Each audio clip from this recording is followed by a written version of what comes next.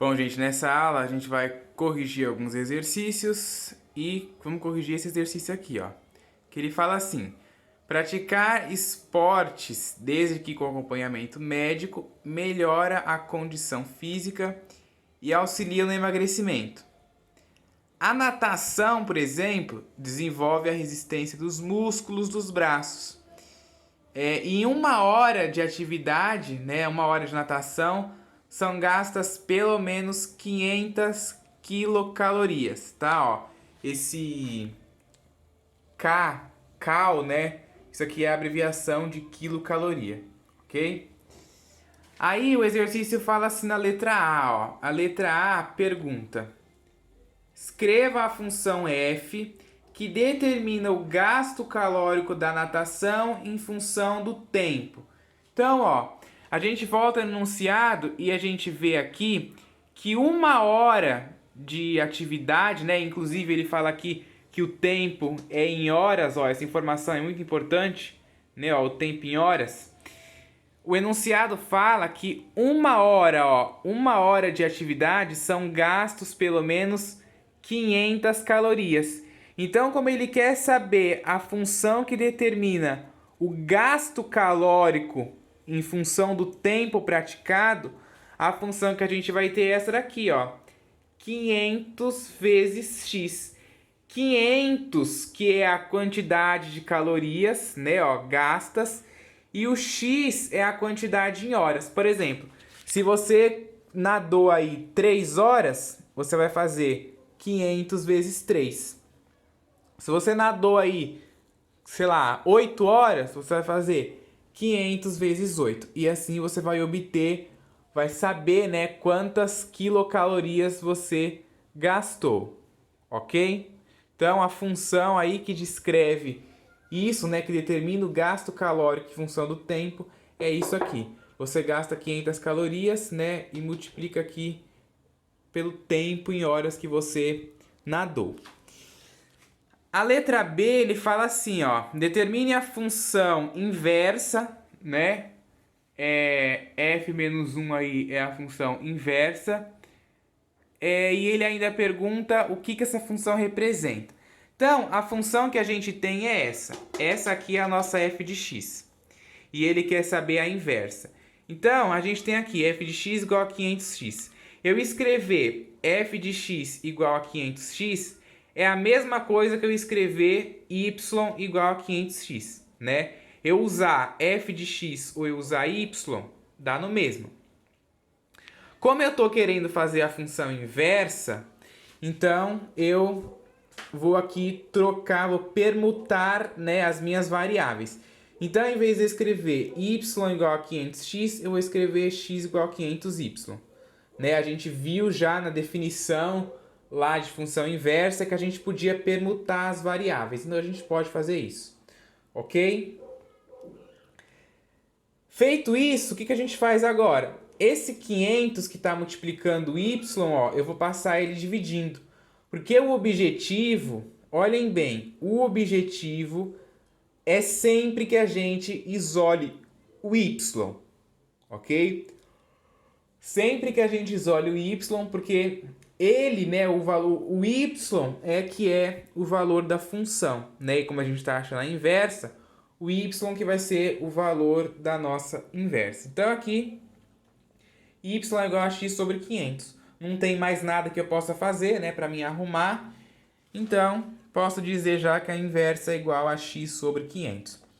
Eu quero que fique bem claro isso aqui, antes de eu falar aqui o que essa função representa, né? A gente já calculou a inversa e ele pediu para falar o que a função representa. Mas antes, eu quero explicar que não acontece mágica nas coisas, tá? Não acontece mágica.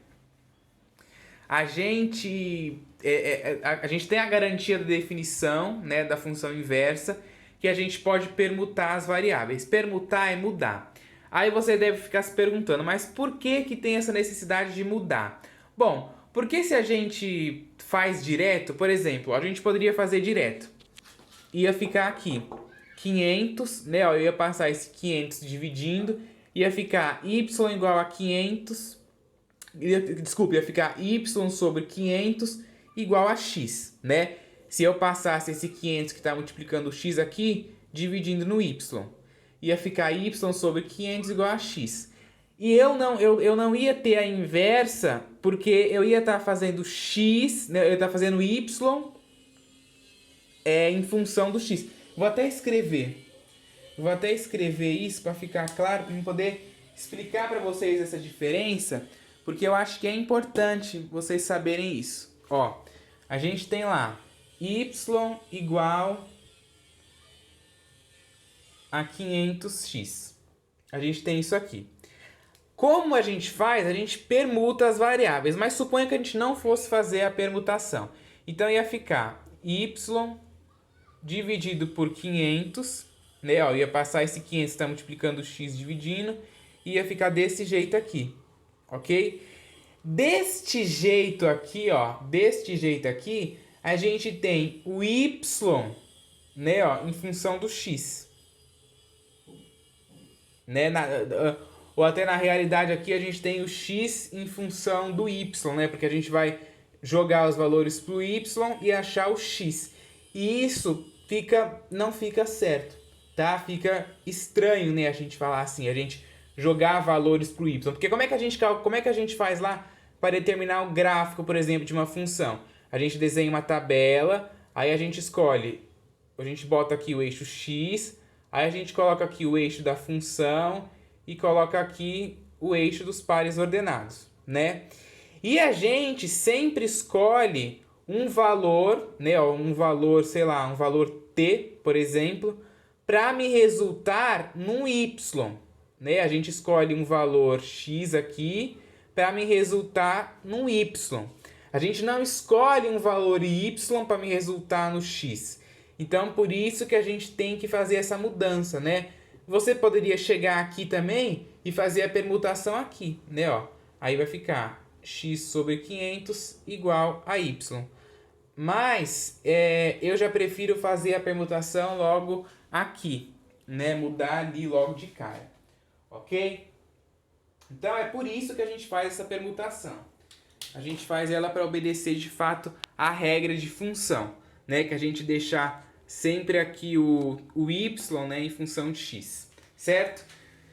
E essa função aqui inversa, ela representa o tempo em horas de natação que se deve praticar para gastar x quantidades de calorias.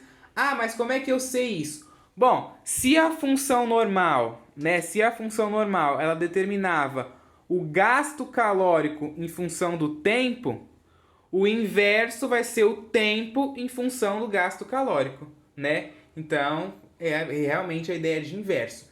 Se uma determinava, ó, o gasto calórico da natação em função do tempo, a inversa vai ser o tempo em função do gasto calórico, tá? Então, representa o tempo em horas de natação que se deve praticar para gastar X quantidades de quilocalorias. Esse próximo exercício aqui, ele fala qual deve ser o contradomínio de f de x igual a 2 menos x sobre x, definida nos reais sem o zero, né? Ó, quando tem esse asterisco aqui no símbolo de reais é porque é sem o zero, para que essa função seja invertível.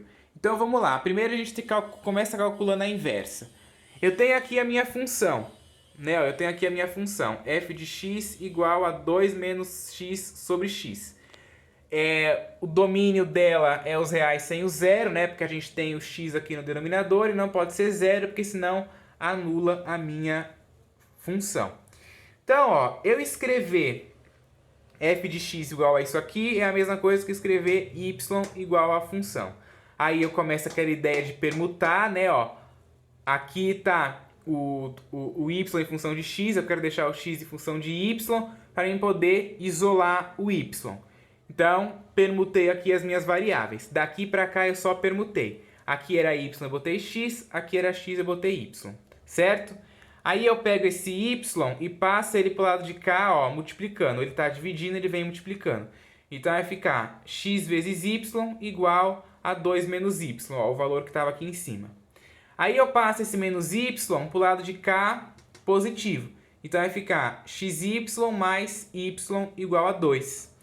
Agora, se você observar, ó, a gente tem y aqui e y aqui, nos dois membros da minha equação aqui. Então eu posso botar esse y em evidência.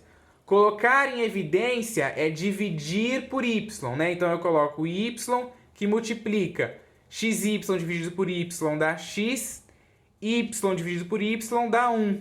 Então vai ficar y que multiplica x mais 1 igual a 2, eu copio, certo?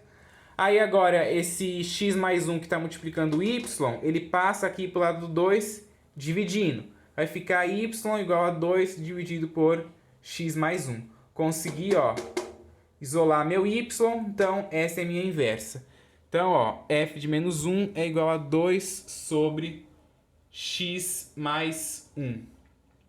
E aí ele pergunta, qual que deve ser o domínio, né? Então, a gente vai lá, a gente tem que lembrar aqui, deixa eu apagar esse negócio aqui.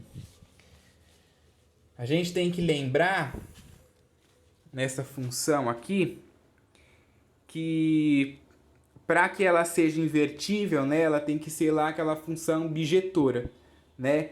E uma das condições é que o contradomínio seja igual à imagem, né? O contradomínio de f seja igual à imagem de f. Lembra? O que significa imagem? Imagem são aqueles elementos do contradomínio que tiveram um correspondente no domínio, né? Ó. Então, o contradomínio da minha função f tem que ser igual à imagem da função f, que é igual ao domínio da inversa. Ó. É igual ao domínio da inversa. Então, qual que é o domínio dessa função aqui? Lembrando lá da aula de domínio de função, como que a gente faz para encontrar o domínio de uma função? A gente olha a função e vê qual que é onde tem x, né? Ó, tem um x aqui. Aí a gente vê qual que é a restrição. A restrição é que, vou até escrever, ó. A restrição é que x mais 1 seja diferente de 0, né? Ó, x mais 1 seja diferente de 0, que é o meu denominador aqui. Ele está numa fração, esse número não pode ser 0, porque se ele for 0, anula a fração. Então, ó, isso aqui vira uma equação, aí eu passo esse 1 aqui para o lado de lá negativo, então vai ficar x diferente de menos 1, ok? X diferente de menos 1. Então esse aqui, ó, o contradomínio da nossa função f, x pertencente aos reais, tal que o x tem que ser diferente de menos 1, ok? E essa ideia aqui a gente tira lá da definição de função inversa.